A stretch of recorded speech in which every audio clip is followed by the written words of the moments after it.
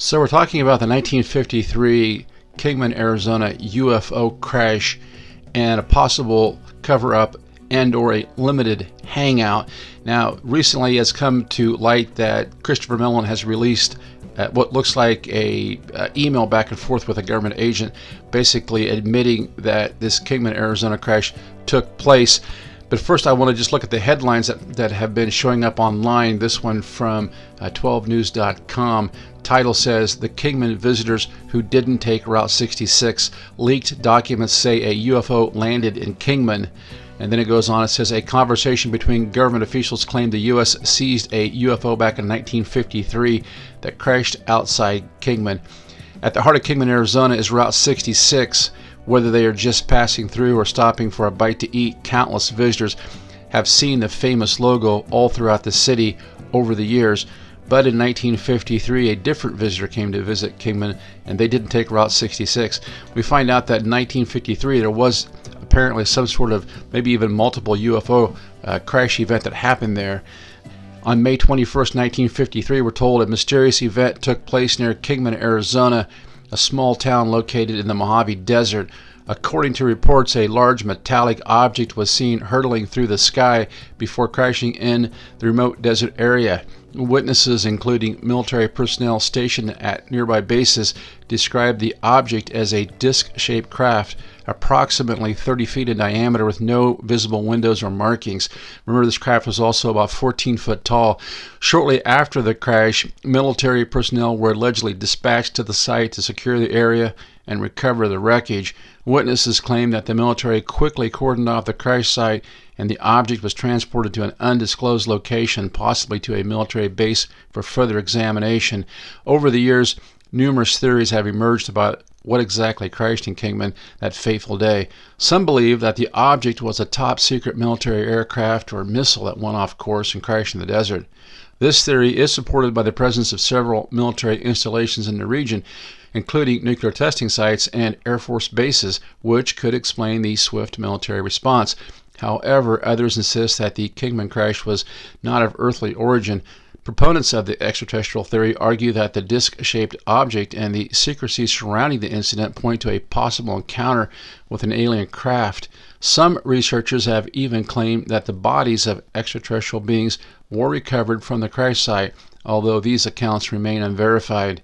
One of the most intriguing aspects of Kingman is the testimony of Arthur G. Stanzel, a former engineer who worked on top-secret military projects. In 1973, Stanzel came forward with a detailed account of his involvement in the recovery operation at Kingman. According to Stanzel, he was part of a team of engineers and scientists who were flown to the crash site to examine the wreckage. He described the object as a highly advanced metallic craft with no visible means of propulsion, and he claimed that the military was highly interested in studying the technology. As with many UFO incidents, the official response from the government was one of denial. The U.S. Air Force and other agencies have consistently maintained that there is no evidence to support the claims of a UFO crash in Kingman. They have attributed the sightings and crash reports to misidentified aircraft, weather balloons, or other conventional explanations. However, the secrecy surrounding the incident, coupled with the testimony of credible witnesses like Stanzel, has fueled speculation that the government may have covered up the true nature of the event. Some UFO researchers believe that the Kingman crash, like Roswell, was part of a larger pattern of government suppression of evidence related to extraterrestrial encounters. Now, this brings us to this latest event with Christopher Mellon, showing these emails on Twitter. They came out back in April, but the story just seems to just not be breaking, where he's had conversations apparently with some government agent talking about what actually happened there at Kingman. Some really weird stuff. Now, you may also be wondering a little bit about who Christopher Mellon is. We're going to get into that and take a look at these emails. If you're thinking the name Melon sounds familiar, well, you're onto something. Google tells us Christopher Mellon was born to the Mellon family. He is the son of Carl Mellon and Bright, and the great-grandson of Gulf Oil co-founder William Melon. His great-great-grandfather, Thomas Mellon, founded Mellon Bank of Pittsburgh. A quick look at Wikipedia tells us that Christopher Carl Mellon was born October 2nd, 1957.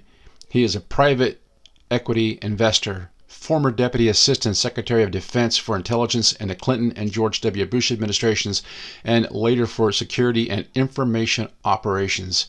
He formerly served as the staff director of the United States Senate Select Committee on Intelligence. He is a member of the influential Mellon family out of the greater Pittsburgh area.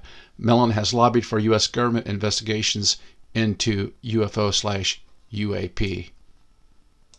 I think that gives us an idea of where Christopher Mellon comes from. He comes from old money. He's very well connected. He's had a lot of very high positions in government and in the intelligence community. So I guess just take that with a grain of salt. Now, here's this tweet that he released on April 22nd, 2024. A little strange that this story just seems to now be getting traction. I think some UFO investigators have brought this to the forefront, but I totally missed it. It looks like Melon is talking back and forth with an unnamed DoD employee. It begins up here at the very top. It says deleted, so they deleted the name of the person he's talking to, or he's talking about rather, and I are making huge progress getting into the CR program. He plans to meet with you at some point. So it looks like this person's talking to Melon. And then it says the blank would be slack-jawed if they found out what we now know. And I think we've been told that this redacted is public, why they felt the need to redact that. It almost like it's just trying to build drama or something. And then up here in the upper right hand corner of this paper, it says cleared for open publication March 1st, 2024, Department of Defense, Office of Pre-Publication and Security Review. So clearly this has been run by the DoD before it's been published. They're calling this a leak. I don't see how this is a leak when it's been submitted to the DoD for their approval. Anyway, it goes on down. It says, right now we haven't gone that far back. We're dealing with the recovered UAP that landed in Kingman, Arizona in the 50s.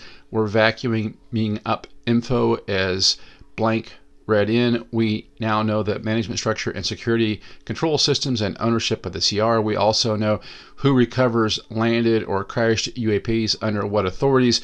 We also know what a still highly classified memo by Secretary of the U.S. Air Force in the 1950s is still in effect to maintain cover on UAPs. And then they're talking about that. We also know the SES-2, who's the Air Force gatekeeper. So whoever he's talking to is giving you this idea that, yeah, we're onto this, we're figuring this out, but we still are running into this whole thing where this is like some kind of, cloak and dagger stuff where only they know, and that they will release this information kind of as it comes along. That's the problem that I have with Christopher Mellon. I mean, he has a history of being involved in these releases without getting into it with the whole Tic Tac thing, with his history with Louis Elizondo and Tom DeLonge and all the others, and the fact that he comes from a really old money family and he has a long history of working in and for the intelligence community. I think it's a fair question to ask if this memo is simply another limited hangout, because we really aren't getting too many details. What we have is Christopher Mellon talking to allegedly an unnamed DoD employee. They give us this short little blurb about how they're really on the case, gets people excited about maybe the government at some point will give us disclosure, or somebody with inside the government will give us disclosure, and then we just kind of go on to the next case. The thing that really concerns me the most about this is that this was released for publication by the DoD. It all looks like an inside job to me. It looks like a limited hangout to me, but who knows? Until next time, this is UFO Warning. Over and out.